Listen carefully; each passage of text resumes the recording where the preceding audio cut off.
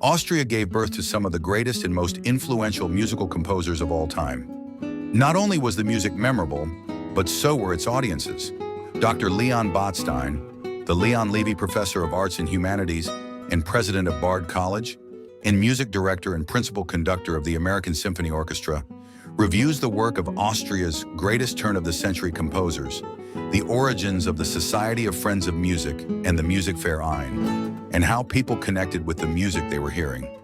The following lecture was recorded at Camden County College in 1998 as part of a Botstiber Institute Austrian-American lecture series. The role of music in Austrian self-definition and culture is non-trivial. It's more important actually now that Austria is an independent nation, not part of the Habsburg Empire. But it has had a long history in playing a role in the way Austrians have understood themselves and their national identity. It's hard to imagine, perhaps the closest analogy is the extent to which Americans identify with jazz and with certain forms of music as uniquely American, and where we define ourselves and our national identity with certain sounds and certain ways of expressing ourselves through music. The starting point of this lecture is 1870. You're celebrating your 30th anniversary as an institution. In 1870, the leading musical institution of Vienna, the Society of the Friends of Music, dedicated its new home. For those of you who've ever been to Vienna, this is the so-called famous Musikverein. It's a building, it seats about 1,400 people. It's a neoclassic building just off the Ringstrasse. The history of the city of Vienna can be told simply. It was an old medieval city that burned down to the ground in 1683 because it was the line of defense against the Turks. It was the Rubicon, so to speak, between Western Christendom and the East. And in 1683, led by the then Polish king, Jan Sobieski, the forces of Western Christendom successfully stopped the onslaught westward. Therefore, in the 18th century, the Vienna that Mozart, for example, would have encountered in the 18th century, and the young Beethoven when he came to Vienna in 1791, it was a relatively new city. It's hard for us to remember this, but it's as if someone had come to America in the 1940s, the way Park Avenue would have looked, or someone coming in the 60s, the way 3rd Avenue in New York would have looked. Brand new buildings. The Baroque architecture of the inner city of Vienna was all relatively new. It was a Baroque city, and that was the dominant aesthetic of the place. The important thing is that there were still walls around the old city of Vienna, and then there was a wide open space, which was kind of a field, which was part of the protection of the city. And then there were suburbs, which are now part of the inner city.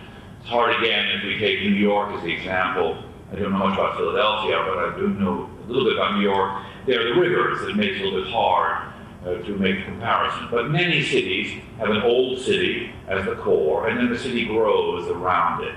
Vienna was very much that way, except the city around it were little villages that gradually became incorporated into the larger city. In the 1850s, the emperor decided to tear down the walls and create, like Baron Haussmann in Paris, a redesign of the city. This is urban renewal of a kind we wouldn't tolerate today.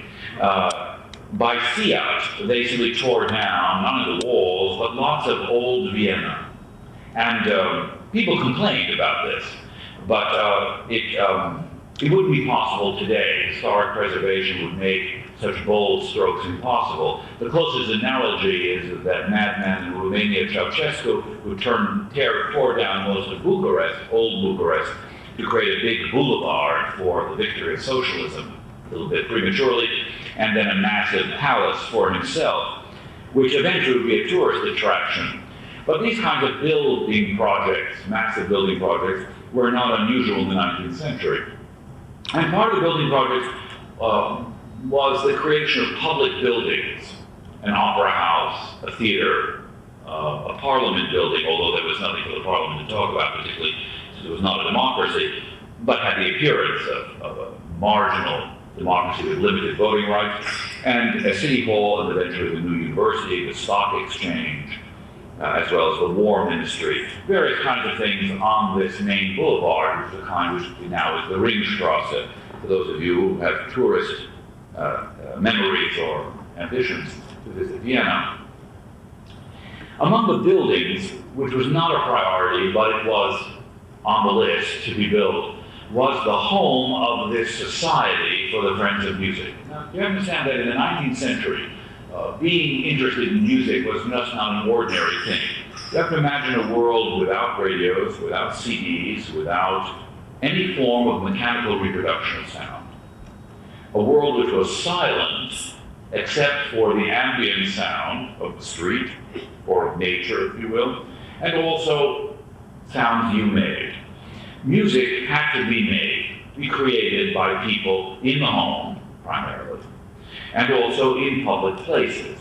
We forget that in the 19th century, this sort of middle-class living style, even, was not quite as generous as it is now. Vienna, for example, was a city plagued by housing shortage for most of its history, and therefore public places, inns, parks, in the better weather, were very important. So it was not only what you did at home, but also what you did in groups in public spaces. And music had to be made. The primary instruments of making music were the voice, to sing, and then various instruments. The zither, for example, a plucking sort of instrument, similar to a guitar, and then most important probably of the concert instruments, the violin, the voice and the violin. And then later in the century, of course, the keyboard. But music was, in the 18th century, the sport of aristocrats. Many of you may have seen the film on Mozart called Amadeus.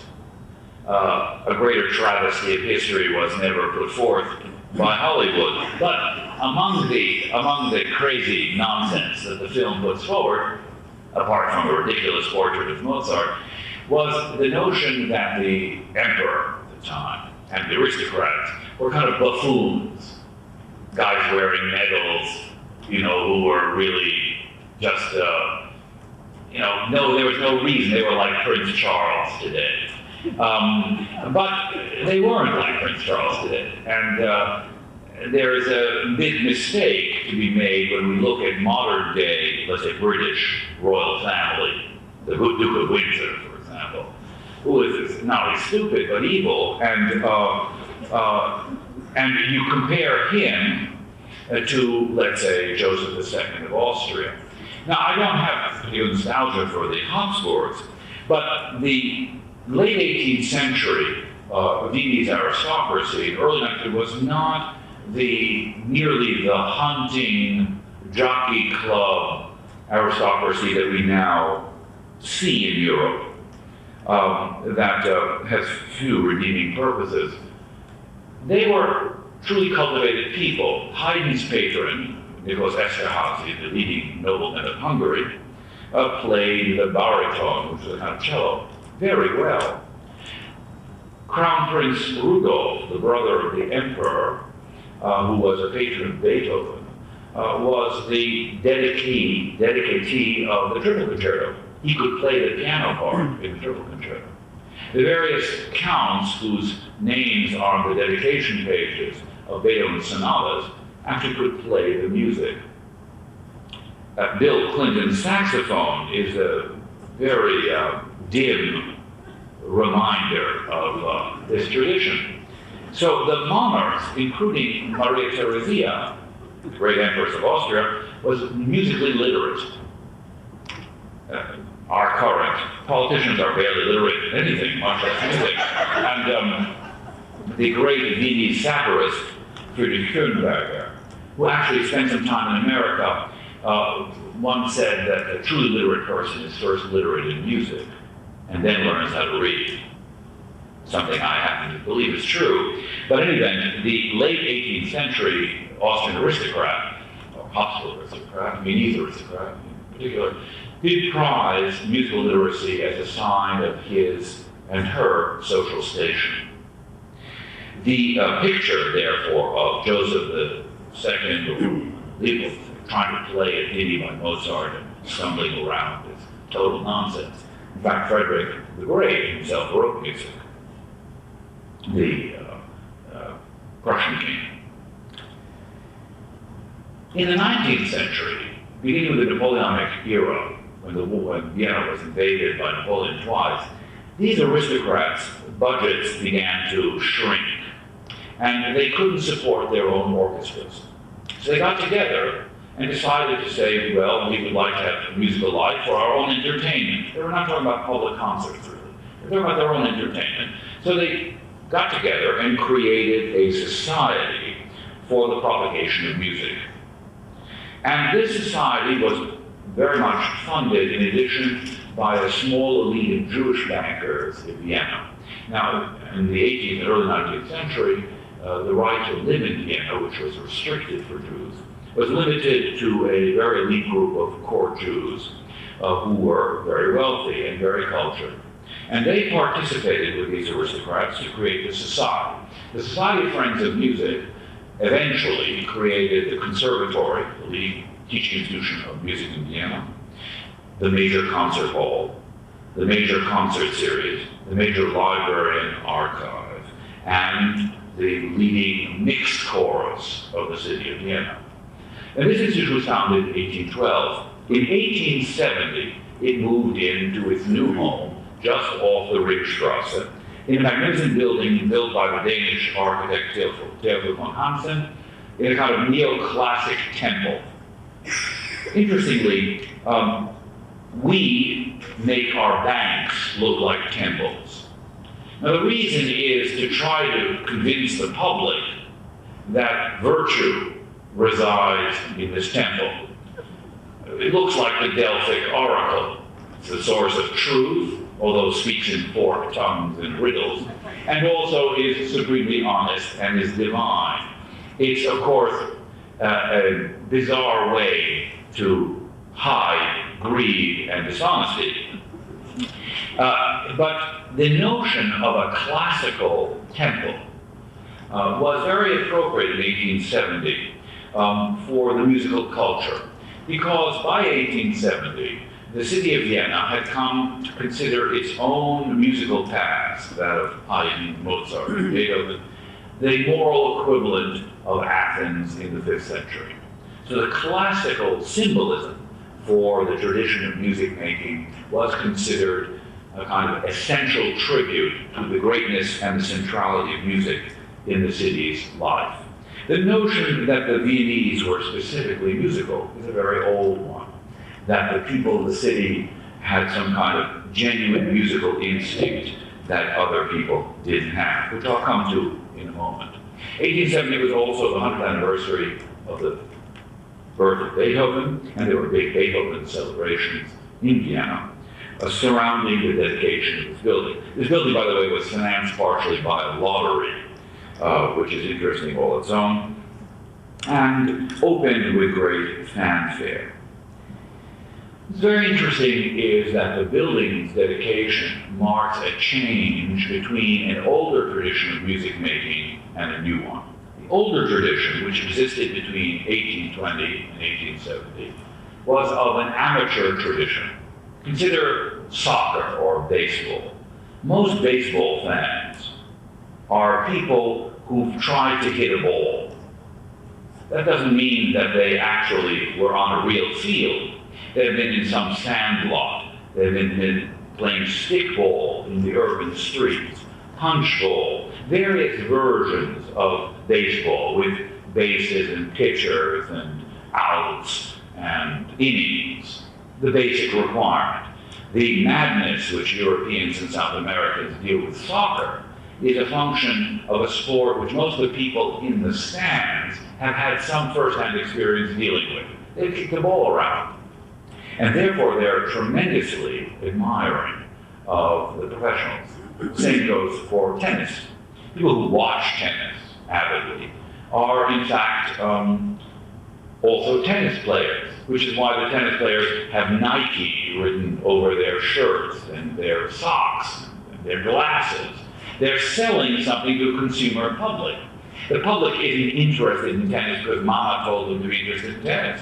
They actually genuinely interest themselves, and when they shut the thing off, they actually may go out and play some tennis. Tiger Woods is famous because there are a lot of golfers in the world. Nobody else sane would watch such a thing, unless they themselves actually tried to do it. You wouldn't put people in a big hall, make them watch a golf game, if they had no idea what was going on. It's a little ridiculous. Some guy trying to hit a ball long distances, people only psychotic would invent such a thing, and spend a lot of time worrying about it. Now, this is true with music. The fact remains is that the audience for quartet concerts or symphony concerts were actually amateurs who did it. So when some guy or woman came out and played the piano and blew your socks away, it was because you knew how hard it was, because you had just tried to play yourself. And this person played faster and louder than you did and didn't hit any wrong notes. And you thought, well, how did that guy do it? And you went home and you thought, well, I'll try to do it. It was a giant sort of world, not so giant, also a higher version of karaoke, but it required more training than karaoke to pull it off. But let's not glorify how good these amateurs were, nobody really knows. But we do know that in the 1850s, the Society of Friends of Music got nervous about putting these amateurs on stage. And they decided to professionalize their concert life. And by the time this building was built in 1870, the amateurs stayed at home and the professionals dominated the stage. So the amateurs became spectators. There were still some amateurs playing with professionals, but fewer and fewer as the 19th century wore on. And that was all to the good, because the fact remains is that the number of amateurs in the city grew. And that grew by education and by the desire of the middle classes to inhabit and inherit an aristocratic tradition. If you wanted to show that you were somebody of standing, one of the ways you showed it is by displaying your musical culture. Now, why was that important for the city of Vienna after 1870? Because the city of Vienna after 1870 was an immigrant city. By 1900, over 60% of the inhabitants of Vienna were not born there, which means native citizens of Vienna became a minority by the time the city reached the year 1900 and a population of over 1 million people. It was a city of migrants. In 1867, Austria was defeated by the Prussians at Sadowa, Königgrätz, and the whole monarchy was reorganized into the dual monarchy, so-called. A tragic mistake, because they cut the Czechs out of the deal and therefore consigned the monarchy to doom, to its destruction, because the Hungarians carved the deal out only for themselves, very typically Hungarian. And so it became a dual monarchy with Hungary, Budapest, and Vienna as the center points, with Prague and Krakow and the other ethnic groups in the monarchy at a disadvantage. But the laws changed, making migration within the empire much more fluid. And in the 1860s, people could drift to the cities, and indeed they did. So Vienna became a polyglot New York City, Los Angeles kind of city. And interestingly, in that city, two things happen. One is that the old-timers get angry, very angry. And the newcomers seek some way of finding an identity for themselves. And one of the things that becomes shared by everybody is the myth of the Viennese sensibility, the true old Viennese sensibility. Before the Ringstrasse was built, before all the immigrants came, the good old days, something we're all familiar with talking about. Once upon a time, there was no crime, there was no race, there was no sex, there was no evil, there was no pollution, there was no illiteracy, kids were well behaved, there was no violence, and the subway cost a dime. This attitude, which condemns the present and glorifies the past, was legion in late 19th century Vienna. And often it took the form of cultural nostalgia. The Blue Danube Waltz, which was written in 1867 for the Vienna Men's Choral Society, a kind of mixture of glee club and rotary club that sang for profession, as an entertainment really, was a great patron of a lot of music for male choir. And they commissioned Strauss, who was easily the most popular composer of his day and of late Vienna, to write this waltz. This waltz was already nostalgic about a blue Danube that never had been blue, not to anybody's memory at least, and about a time of great nature and placidness. It's very nostalgic from the opening bars. And this nostalgia and this sort of sense of elegant taste was a mixture of fiction and some fact having to do with the tradition of musical culture in aristocratic Vienna at the turn of the 18th and 19th centuries. And the new immigrants took to musical culture as a way of making themselves feel at home in this rapidly growing and multi-ethnic city, of which the leading minority were the Jews, and who played an increasingly dominant role in musical life. For example, although at the peak, before World War I, they accounted for maybe 11% of the population, they were close to 40% of the conservatoria's enrollment. And they played the role that, for example, Asian Americans now play at the Juilliard, completely distorted perception of what the demography of the city is if you were to infer the demography by the ethnic distribution of the enrollment in our conservatories today. Vienna in the 1870s, because of this tradition from the 18th century, became a musical center. It became a musical center because it had one of the first beautiful, big, modern concert halls. And in the late 19th century, there began the tradition of international concert tours. Individual soloists. In the 1880s, the first orchestras began to tour, international touring, and the development of the business of music, which are concert agents, booking agents, and a real international transportation in Europe becomes possible. Even people traveled to America, which was kind of an exotic place to go, and they paid very well. Dvorak, for example, was paid to come to America to run the National Conservatory more in his 1 year's salary than he had earned his entire life. In any event, the other thing that Vienna had was a center of musical education, conservatory, and also music publishing and instrument building. The most important instrument of the 19th century was the piano. The piano was crucial to the creation of a consumer market of active amateurs. In the old days, let's say the late 18th century, you had to sing or play the violin. Those of you in the audience know there's a very important characteristic you need to have. You have to be able to recognize pitch. Someone says, I'm tone deaf. What does that mean? It means that if I sing a note, they can sing the same note back. In common language, if I say green, they say blue. They don't say green back to me. Now, in order to play the violin, you have to find the pitch. The guitar is a little bit easier because they're frets. And unless you're Andre Segovia, you don't have to do much on a guitar to make it in commercial music. But on the violin, playing in tune is not an easy business. And so you have to have an ear for music, so to speak. The same is true with singing.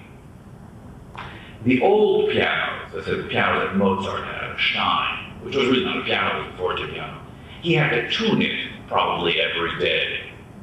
Now, tuning a piano, even with 2-string, not a 3-string instrument with 2 strings, is a very tough business. Tuning a violin just with 4 single strings is very tough. So you have to have a good ear to even play the piano. But if you wanted to expand the audience for music. You had to create an instrument that was user-friendly. It didn't require, just as a computer, it does not require you to know anything about computer science and nothing about electronics. Just plug the goddamn thing in and it talks to you. This was the ideal way of exploiting the desire for musical sounds in the growing middle-class audience of the 19th century. So inventors began to think, how do we do this? How do we make this piano? Why a piano? Because a keyboard, a harpsichord, different kind of instrument, is a self-sufficient beast. In other words, a violin is a single note, you can play broken chords and so on and so on, but basically you're looking for an accompaniment. A piano, a keyboard can imitate anything, an orchestra. It's a world, sound world all unto itself. It's a self-sufficient instrument. You can play by yourself and have harmony, melody, and a full range of sounds. It's a very powerful instrument. It's the musical world in miniature. So it was the ideal instrument. We had to build an instrument that didn't go out of tune. So none of us would own a car if we had to actually repair it ourselves. None of us would use a computer if we had to repair it ourselves. We wouldn't be able to learn it, and it would take too much time. So we need a car that breaks down as rarely as possible, and where you call a car mechanic, AAA, fixes the car, sends you the car back and it runs. A computer repair department, throw the part out, put a new part in, and you're home free. That piano was a piano that could hold tune for a very long period of time. It required a metal frame, industrial manufacture, a different kind of wooden framing, and stringing and action, very technical issue. But suffice it to say that the Americans became the pioneers in this, although French and English started the process. By the mid-19th century, the 1860s, the Steinway piano firm, which was German immigrants to the United States, created the firm. Following Chickering, created a modern instrument, which is the prototype of the modern piano, which you could put in your home and it had to be tuned twice or three times a year. And was pretty stable, required little maintenance, and sounded pretty good, quite rich and resonant. And therefore, any idiot could learn music, could play music by the numbers. You have to hear the note. You have to put the fingers in the right place. So the definition of musical literacy was expanded, not to create the right sounds, but to recognize when you play the wrong note. We looked at teacher training manuals for piano teaching in the 19th century. They say you don't have to be particularly musical to learn the piano. The minimum is to know when you hit the wrong note. Knowing that you hit the wrong note is a lot easier than avoiding hitting the wrong note yourself by having to create the note. I hope I made myself reasonably clear. So, what happened in the explosion of desire for music and for entertainment as a whole, dance entertainment, not high music necessarily, the piano in all shapes and sizes became an enormously powerful consumer product in the 19th century. And a lot of competition, different innovations and gizmos, different systems, and in fact, big business. And indeed it became big business. And with it became music publishing. Just like you buy a computer and the computer manual and there's Microsoft, well, there was the same competition. Different methods of fingering and teaching, different methods of how to learn to use the instrument, and then a huge amount of literature for the piano, for beginners, for adult beginners, for everybody possible, home use, summaries of operas, most of the symphonic literature. People didn't have a musical life by going to concerts. They had a musical life by going to the occasional concert, remembering, and having a musical life at home as a form of family and social entertainment. So the amateurism changed, as you can predict. People in the 1880s and 1890s worried about the decline of musical standards. They tore their hair up over the piano epidemic of everybody wanting to play the piano and everybody making this sort of easy shortcut. Now to us it looks like high culture because the piano was then replaced by the mechanical piano, the player piano, and hopefully by the radio. They complain about people playing by the numbers. We now complain about people popping the CD in the machine. So if you believe the decline of civilization, music is a perfectly good argument to start with. In any event, What's important to recognize is that in the 1880s and 90s, there's a huge explosion of the audience and interest in music.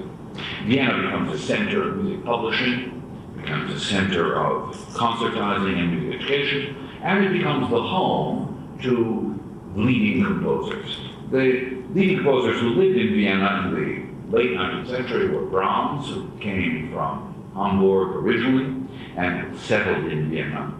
Johann Strauss, the great master of the operetta, and Anton Bruckner, who was an authentic Austrian who came from Linz to Vienna. Now, what's interesting is that with the Beethoven Centenary in 1870, the whole notion of a classical tradition of Viennese music became very important, and as the city developed in the 19th century, music became the object of a lot of political controversy. In 1897, for example, the anniversary of the birth of Schubert, there was a tremendous argument between the right-wing politicians who wanted to show that Schubert was really a true native-born, purebred Austrian Viennese soul, and those that thought he was simply a world figure of classical music. On the latter side were a lot of immigrants, liberals, and Jews, and on the other side, the right side, were a lot of what we would call precursors of fascism and nationalist politics and so-called Austro-German, pan-German right-wing politics. This became a very contentious city, contentious on many grounds. Number one, the grounds of ethnicity and religion, on the grounds of politics. It was a city that represented, in a way, monarchy at odds with itself, and music reflected this tension. For example, in the late 19th century, the most important form of music making still was choral singing. The city of Vienna boasted literally hundreds of choral societies. The train workers' choral society, the school teachers' choral society, which is called the Schubertbund, and a whole sort of mass of weekly entertainment. People sang women's choirs, men's choirs, mixed choirs, and the repertoire of these choirs ranged from high art music, Schubert, Schumann, Brahms, so Brahms conducted some of them actually, to popular music, to local pop songs. It's very important to realize that 100 years ago, there was not the great divide between popular and concert music that there was now. The famous story is told that Johannes Brahms, for example, was a friend of Johann Strauss as they vacationed in the same place in Austria, in Bad Ischl, the same place that the emperor did. And there's a famous story, there's an autograph seeker that was seeking an autograph from all of them, the composers that is, and women in those days sought autographs often on a fan. So each leaf of the fan somebody signed. And she had obviously gone, and Brahms was reluctant to do this kind of thing. So finally she badgered him into submission, and he noticed that she had gotten an autograph from Johann Strauss. So on the thing, he drew 5 lines and wrote the opening bars of the Blue Danube Waltz and said, unfortunately not by Johannes Brahms. The moral of the story is that there was not this sort of snobbish relation between pop and concert music. What's very important also is that people love to read about music. There was a tremendous amount of music journalism. Again, this is before television and radio, and the city boasted many newspapers, but also specialty newspapers. The way there's a golf magazine, and America had, for example, a very popular music magazine in the turn of the century called the Etude. This was a magazine that a lot of people subscribed to. And and later there were the high fidelity magazines. The only magazines that are similar to what I'm talking about are things like Gramophone for record collectors and stuff like that. But there was much music journalism, so most people didn't go to concerts really because they couldn't get a seat. By the 1900s, there were 1 million people in Vienna. There was one concert hall which had 1,400 seats, and most of the seats were owned by families and given to their children You couldn't, there was no such thing as buying a ticket in the ordinary sense. There was, but it was limited. Students could get in, but it was pretty exclusive. The majority of literate Viennese never were at a concert in the Carnegie Hall of the city, but they read about it, and they bought music and sent their children to conservatories and to music lessons in great numbers, and there was an enormous population for interest in it. What's interesting is, however, that this new population that learned on the piano became very conservative in its tastes. In the late 19th century, when I described this building that was built in 1870 with its neoclassical front that looks like a bank, like the Federal Reserve, or like Washington architecture, that this sense of antiquity, the sense of historical past, became very important. And this new kind of audience became less and less willing to tolerate things that were new. And they were very proud of their hard-won culture. And as newcomers, not as very sophisticated amateurs, but less sophisticated amateurs, I would say, they became very defensive and suspicious. So they liked a lot of popular music, and they liked old music, and they liked operetta, light music, the classics. And one very successful composer of their era, and that's the composer Richard Wagner. But Richard Wagner made listening very easy because there was a storyline and a picture, and his structure of musical composition was very dependent on repetition, the so-called leading motive, the leitmotif. So that whether it was fate or death or a character, after 6 hours, you got the story more or less, and you heard these motives over and over and over and over again. And it was really listening designed for the new public. It was not as complicated, in fact, as listening to a Brandenburg concerto by Bach, structurally.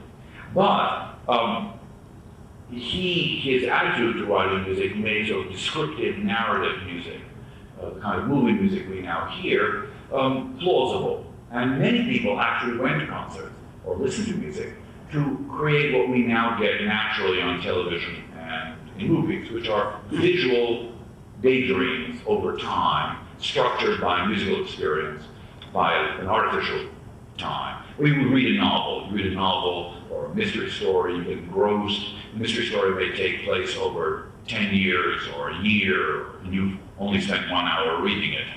Well, that ratio of the imagination of reading is also true in music. One of the most popular pieces of the late 19th century was a piece by the Russian composer Anton Rubinstein called the Ocean Symphony. It had 7 movements, each describing one of the 7 seas. And people went over and over to hear this work in order to sort of sit there and daydream a visual picture, which now you just pay a few dollars and see the Titanic. And this difference was very important and made concert going and listening to instrumental music that had no pictures very important. Wagner supplied both story and picture by expanding opera and turning it into music drama. But what's very important is that by the turn of the century, composers, younger generation composers, began to rebel against the smug middle-class sense of conservative taste that their elders had, particularly in Vienna.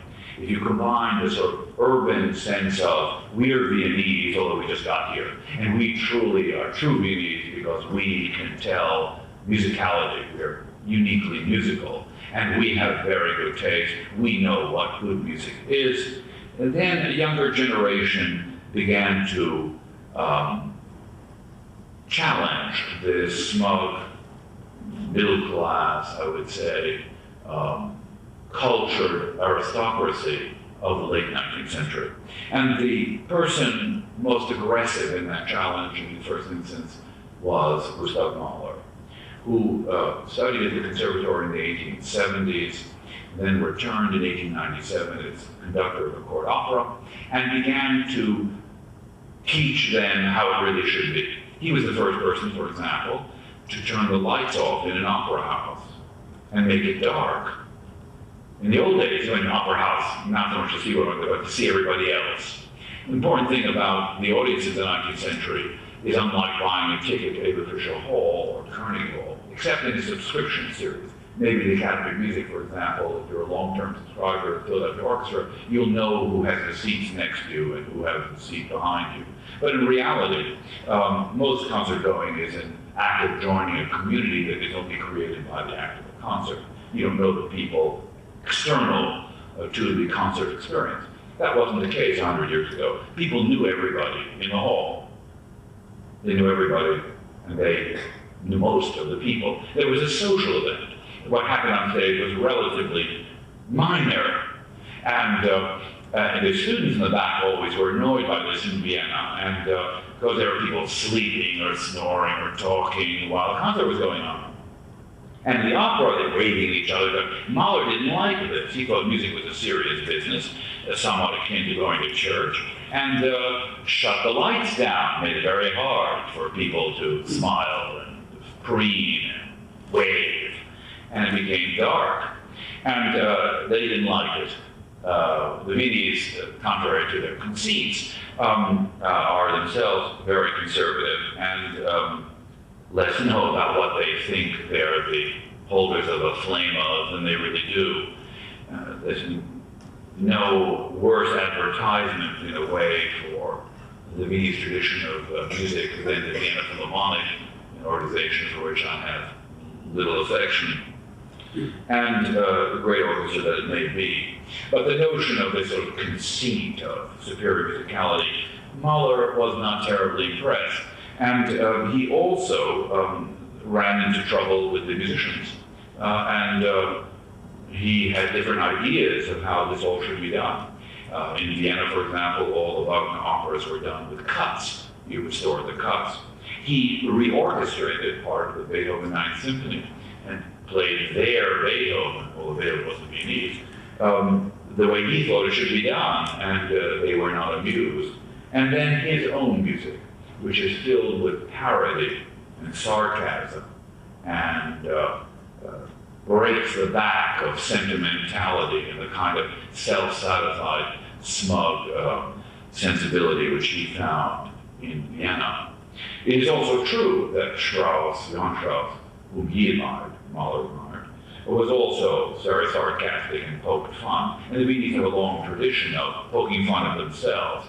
But their poking fun at themselves, Mahler was an outsider, a Bohemian Jew, and I'm not sure he was seen as having the right.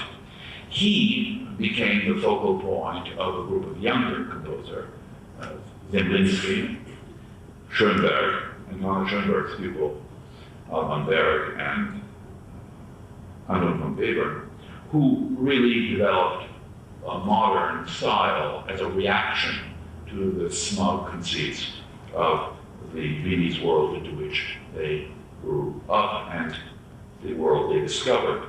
In March 1913, there was a concert which turned into a riot. The riot police had to be called. I wish it would happen today, but classical music is so irrelevant, you couldn't pay someone to create a riot. But this riot was serious and was not the first. In 1908, for example, there was a scuffle in a concert in the Wieslofer Saal where the second quartet of Schoenberg was played, in which a critic got up and shouted, this is a fraud, and so on. And lawsuits were filed. And this was a serious matter. The critics became, in many cases, the defenders of the public. Because what the new composers were saying is, you think you're really musical, you think you understand Beethoven, Mozart, you don't understand us. The truth is, you don't understand Beethoven, you don't understand Mozart. You don't really understand music the way the patrons of Mozart did. The aristocrats of the late 18th century, the elite amateurs before the age of the piano, it became easy to do all this. You're just Philistines, and we really know what the score is. So don't complain, you don't understand us, no, you don't understand Beethoven to begin with, so don't think you know what you're talking about. Well, the critics didn't take lightly to this either. And so there were some very tense moments in the concert halls in 1908 and 1909. But 1913 was a genuine riot. The police came in. The program started with a piece by Anton von Weber, which to today's audiences still sounds modern. The Chamber Symphony Opus 9 by Schoenberg, 2 songs by Zemplinsky, the Altenberg Lieder by Berg, and close with the Kindertotenlieder of Mahler. And there I think I probably should end my story, only to say that the habits of listening to music, which developed in the late 19th, early 20th century, were really those that became the bedrock of our current musical culture, which is record collecting. When you play a concert in modern audience today, it's a Beethoven symphony or a Mahler symphony, the people in the audience don't read music. They don't even read music the way the late 19th century, early 20th century public read music, which means they followed along. Give an example. Let's say Hamlet goes on this stage. Everybody in this audience, not only if we gave you a copy of Hamlet, could follow along, but actually, if all the actors got sick, we could take you out, cast the entire play from within the audience. I don't know what your acting talent is, but you could read the part. You could actually read every line of it and reproduce it. That was actually once the audience's relationship to a concert. We could even say that about soccer. We'd get out of a soccer stadium 2 teams who would replace the people on the field who wouldn't play as well. But they could play a game of soccer to its very end. They know the rules, and they can kick the ball around reasonably well enough to make a show of it. It's not the case today. What you have is an audience of people who know how to turn a machine on. What they've done, however, is listen to 12 different recordings of the Mahler Third Symphony. And they, like Bernstein as opposed to Muti, as opposed to Ormandy, Mahler seems to have been forgotten in the wash. It's as if there's no more text of Shakespeare, only John Gielgud and Brad Pitt. And it's not Hamlet anymore. It's sort of through the body and voice of Gielgud or Brad Pitt. Now, we would think there's something fishy about that. Somehow, where did Shakespeare go in all of this? And, but that's the reality we face today, that the music culture is distributed by hearing the performances by others as passive listeners without our own active abilities, which is one of the problems in classical music. That became the trend, and therefore people became unfamiliar with the language of music, and therefore less able to follow something new, and only comfortable with that which they knew always by rote. It's the way an illiterate person shows you he or she is literate. They memorize. A child does it before he or she learns to read.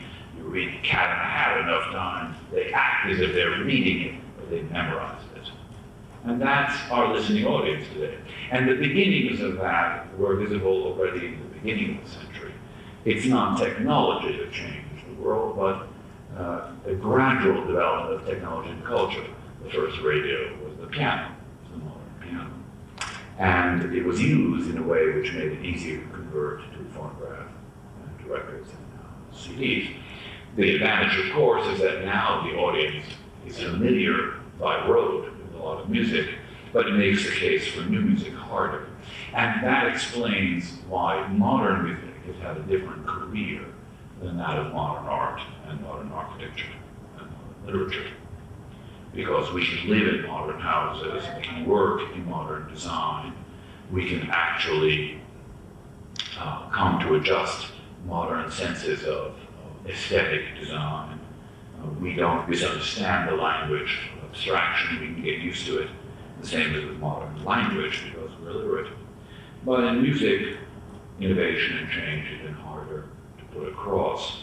And the crucible of the birth of modernism was ironically in the city of greatest and most outstanding achievement in terms of musical institutions and musical culture, which was the city of Vienna, and a tradition of composers and performers learning, working, and teaching there, extending from Gluck in the 18th century to Schoenberg in the 20th. Thank you very much.